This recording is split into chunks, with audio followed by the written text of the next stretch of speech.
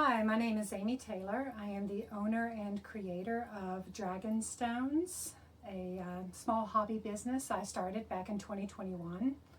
I had all of my records for my business kept on a flash drive. It had all of my spreadsheets, pictures of my products, information about festivals that I vended at. Everything was on the flash drive.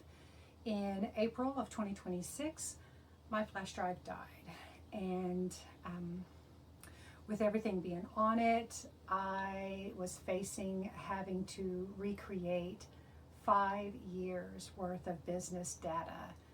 And I had a coworker who found Pitt's data recovery through an internet search, and I called them up, and Eric was wonderful. He guided me through the entire process, and it didn't take weeks or months to get my data back. They were able to recover everything, pictures, spreadsheets, all of my data on that flash drive within days.